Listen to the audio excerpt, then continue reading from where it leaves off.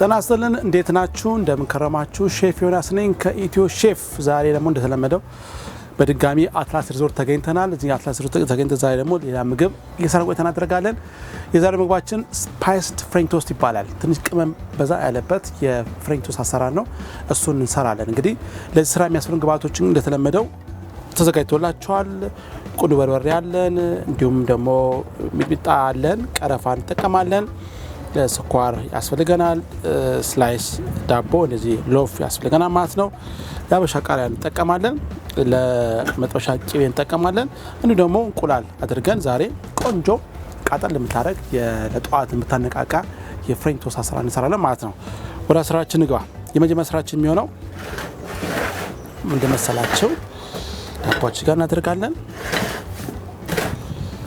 ቺን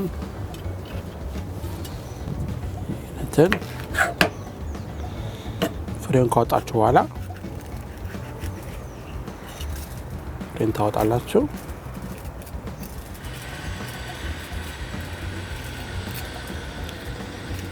ፍሬን ካወጣን በኋላ እናስነጥቃለን ከዚህ መክተፍ ነው ቺን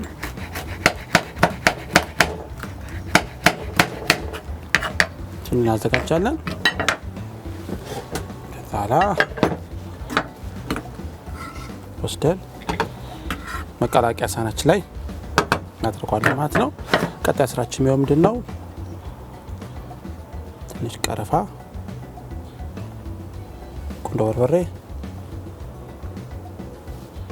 ሚጥሚጣ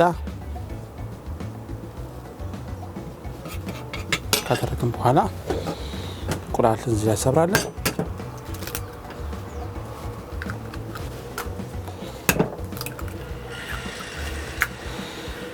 ኋላ በዚህ መጣል እንደምትመጉት ቃሪያ ያለው ላዩ ላይ ሚጥሚጣ አለው ቁንዶ በርበሬ ያለው ቀረፋ አለው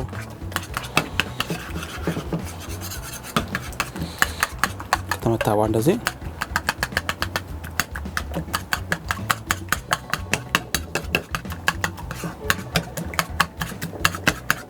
ትንሽ ቃጠል ታደርጋለች በተለይ ጠዋት ላይ ነቃ ታደርገናለች ብዙ ምግብ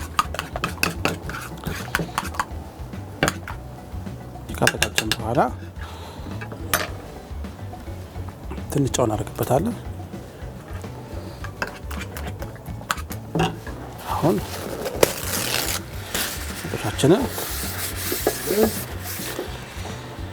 መጥበሻችን እንግዲህ እናደርቅና ቅቤ አድርገን ዳቦ እየነከርን ያገላበጥ ጣሷለን ማለት ነው በቀጣይ ዳቦውን ስላይስ እንቆርጣለን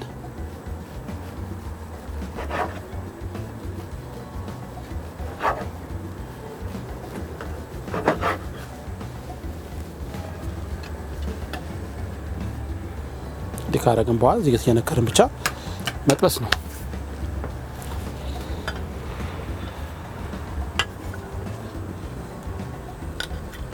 ቅቤ ቅቤ ተግሪት አለም ካስፈለገ እናንተ ቤታችሁ ባለው ዘይት መጥበስ ይቻላል ማለት ነው በቅርቤ ቅቤ ስላለ ነው ወደሞ ቅቤና ዘይትም ቀላቅላችሁ መጥበስ ይቻላል በዚህ መልክ ቅቤውን እናቀልጠዋለን ማለት ነው ቀጣይ ስራችን የሚሆነው እንግዲህ ዳቦን እየነከርን ያገላብን ጠብሰዋለን እንዴት ነው የሚቀርብ እንዴት ነው ተመልከታላችሁ ከትም አትሄዱ ኢትዮ ሼፍ እናንተ ነው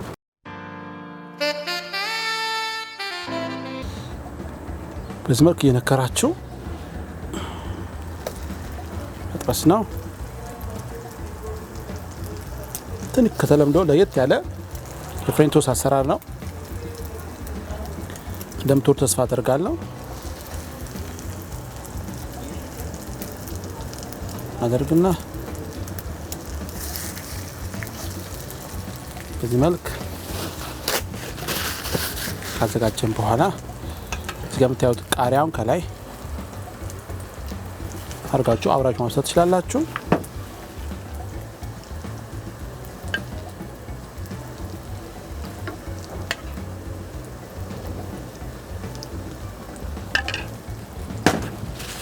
እንግዲህ ዙሪያውን ቡናማ ቀለም ሲይዝ እናውጣውና እንዴት አቀን እንደምናቀጥ ተመልከታላችሁ የትም አትሄዱ ተካተሉ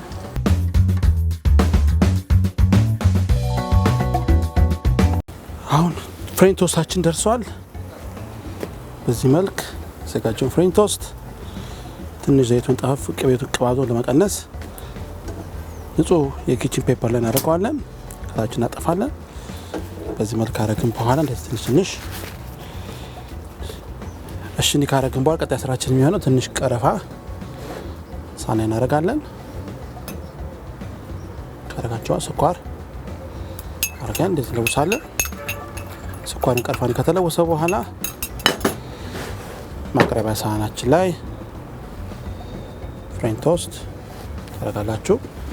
ከቀላቀላችሁ ስኳርና ቀረፋ ላይ እንሰንሳል። የጠበሰው ፍሬንች ቶስት እንደምትመጉት ቃሪያው ላይ ሆነ ያለው ለየት ያለ ጣዕም ታገኙበታላችሁ። በጣም ቆንጆ ነው የሚሆነው።